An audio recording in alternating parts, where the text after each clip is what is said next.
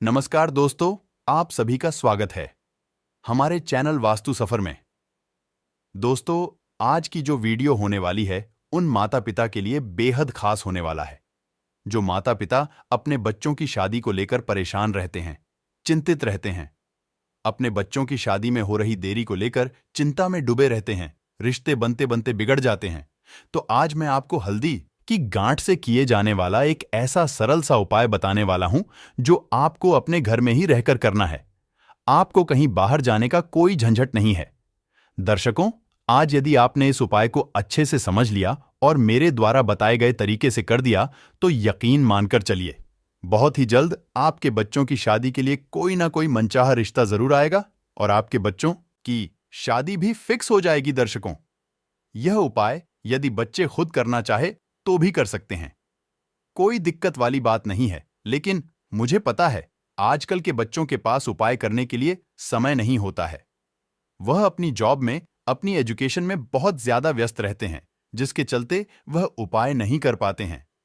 तो ऐसी सिचुएशन में माता पिता अपने बच्चों की शादी का के लिए यह उपाय जरूर करें। दर्शकों, कई बार क्या होता है कि बच्चों की जन्म कुंडली में ग्रहों और नक्षत्रों के कुछ ऐसे दुर्य बन जाते हैं जिसके चलते विवाह में लगातार अड़चन आती रहती है। कुछ बच्चे ऐसे होते हैं जिनकी जन्म कुंडली में ही पितृदोष बन जाता है और कुछ बच्चे ऐसे होते हैं जिनकी जन्म कुंडली में मंगल दोष बन जाता है तथा कुछ बच्चे ऐसे भी होते हैं जिनको नजर दोष लग जाता है। तो यदि इनमें से कोई भी दोष आपके बच्चों के साथ बना हुआ है तो होगा क्या कि रिश्ते तो आएंगे, बातें चलेंगी, लेकिन कोई भी रिश्ता सफलता तक नहीं पहुंच पाएगा, बीच में ही रूख हो जाएगा या कोई ना कोई अड़चनें जरूर आएगी। और कई बार यदि रिश्ता फिक्स हो भी जाए तो अंत में जाकर के कोई ना कोई ऐसी बात नहीं निकलकर सामने आएगी जिसके चलते रिश्ता टूट जाएगा, यानी रिश्ता बनते बनते बिगड़ जाएगी। ऐसे में कई कारण हो सकते हैं, कभी लड़के वाले मना कर देंगे तो कभी लड़की वालों की तरफ से ना हो जाएगी, या यह कहें आपके बच्चों को मन मुताबिक अच्छा रिश्ता नहीं मिल पाएगा। रिश्ते तो आएंगे लेकिन आपके लेवल का जो रिश्ता होगा वह फिक्स नहीं हो पाएगा और ऐसे में आपके बच्चों की उम्र लगातार निकलती जाएगी, देखने वाले आएंगे, देख करके चले जाएंगे। यदि आप इन सारी समस्याओं से जूझ रहे हैं, परेशान हैं, तो चिंता करने की आवश्यकता नहीं है। आज जो उपाय मैं आपको बताने वाला हूं, बस इसको आप अच्छे से देख लो, इसको आप अच्छे से समझ लो और जो तरीका मैं आपको बताने वाला हूं उसी तरीके से इस उपाय को कर दो। तो दर्शकों, वीडियो में आगे बढ़ने से पहले आपसे रिक्वेस्ट है, यदि आप चैनल पर नए हैं और अभी तक आपने इस चैनल को सब्सक्राइब नहीं किया है तो सटीक जानकारी प्राप्त करने के लिए अभी इस चैनल को सब्सक्राइब कर लीजिए। तो चलिए जान लीजिए यह उपाय आपको कब करना है, कैसे करना है, इसको करने की विधि क्या है, क्या क्या सामग्री उपाय को करने में लगेगी। यदि आप यह उपाय आप अपनी बेटी के लिए करने वाले हैं तो आपको गुरुवार के दिन सुबह के समय इस उपाय को करना है, और यदि आप लड़की खुद हैं तो भी आपको गुरुवार के दिन सुबह के समय ही यह उपाय करना है, और यदि आप लड़की की मां हैं, पिता हैं, तो भी आपको यह उपाय गुरुवार के दिन ही, यानी कि बृहस्पतिवार के दिन सुबह के समय ही करना है। और यदि यह उपाय आप अपने बेटे के लिए करने वाले हैं तो फिर यह उपाय आपको शुक्रवार के दिन सुबह के समय करना है। यदि आप लड़के की मां हैं, आप पिता हैं और अपने लड़के की जल्दी शादी के लिए यह उपाय करने वाले हैं तो शुक्रवार के दिन सुबह के समय आपको यह उपाय करना है।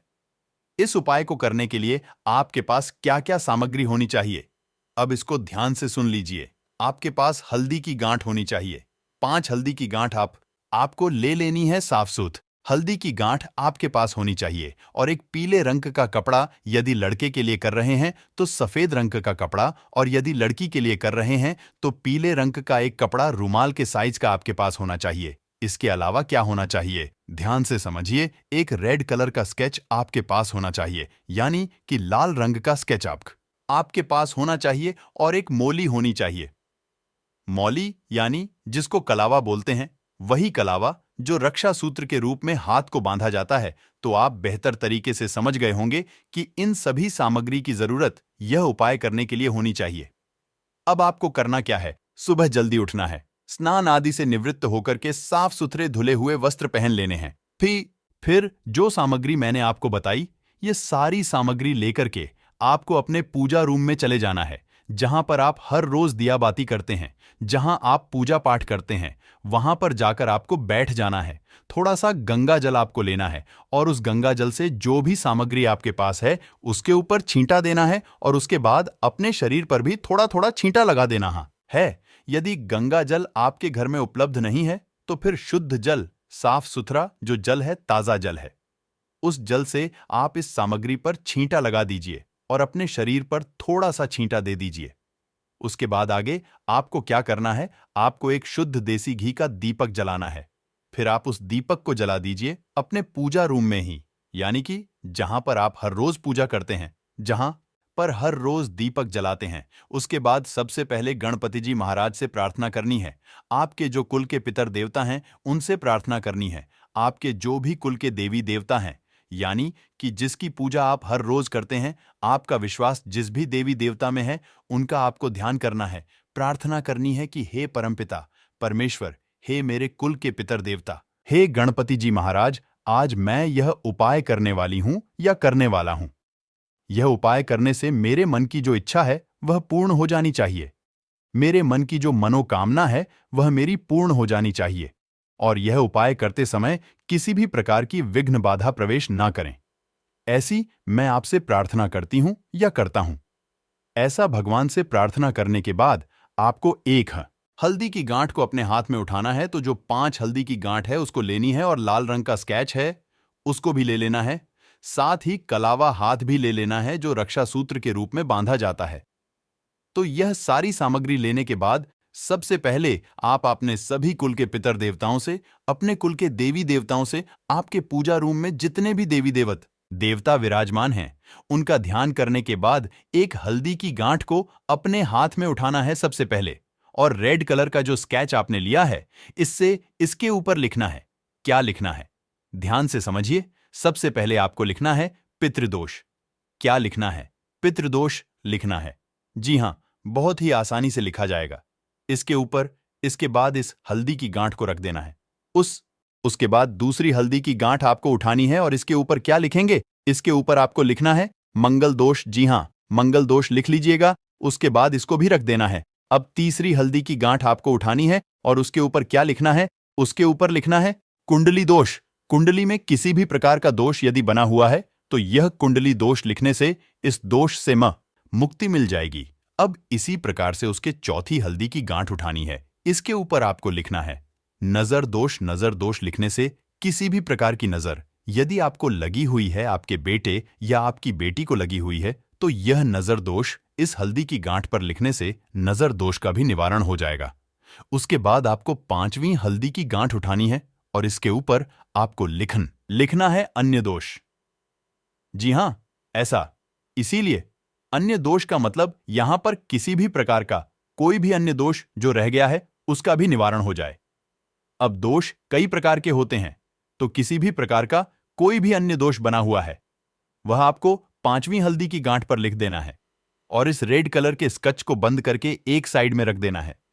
अब यह 5 हल्दी की गांठ जो है आपको हाथ में लेनी है और यह कलाव, इस कलावे की सहायता से आपको इन हल्दी की सभी गांठों को आपस में बांध देना है।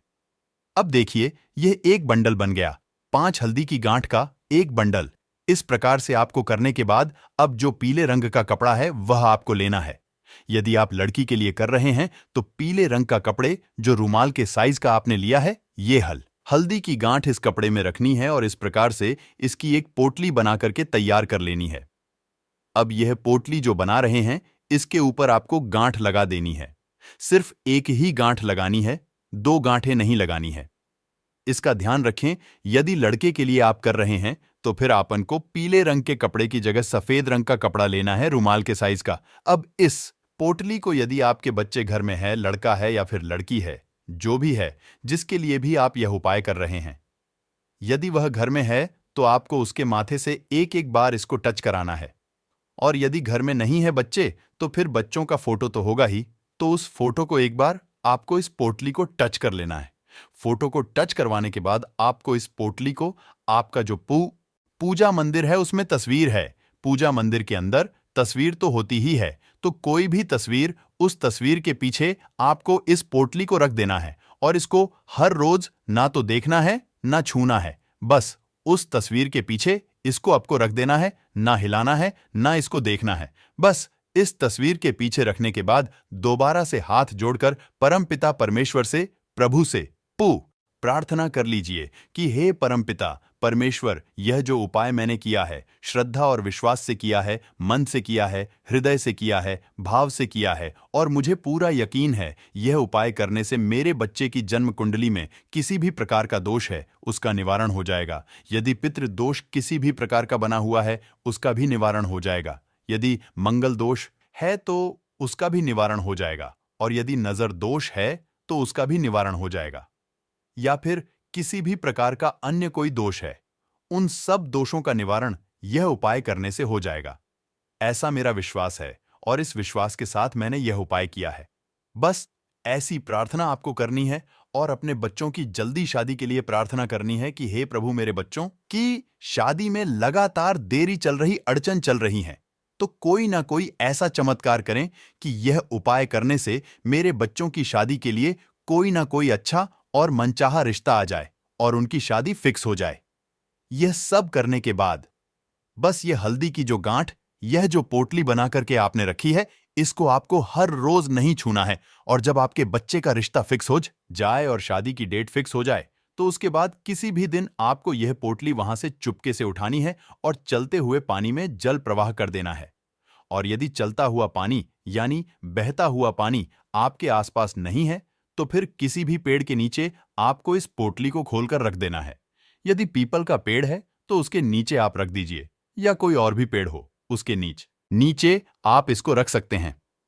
प्रिय दर्शकों, यह उपाय मेरा आजमाया हुआ उपाय है और इतना प्रभावशाली उपाय है, यह कभी खाली नहीं जाता है, तो आप भी इस उपाय को कर सकते हैं। यदि आपके घर में भी इस प्रकार की दिक्कत, समस्याएं चल रही हैं, तो लेकिन हाँ, उपाय को आप पूरी विश्वास और सच्ची श्रद्धा के साथ करना। यदि आप में भगवान के प्रति सच्ची श्रद्धा नहीं है, विश्वास नहीं है, तो आपको कोई भी उचित फल नहीं मिलने वाला है। तो पूरी विश्वास के साथ इस उपाय को करें, आपको निश्चित ही इसका लाभ मिलेगा, यह मैं आपको गारंटी देता हूं। तो आज की इस वीडियो में बस इतना ही। वीडियो अच्छी लगी हो तो वीडियो को लाइक जरूर करें, और हमारे चैनल वास्तु सफर को आपने अभी तक सब्सक्राइब नहीं किया है तो वह भी जरूर करें। दोस्तों, वीडियो के अंत तक बने रहने के लिए धन्यवाद।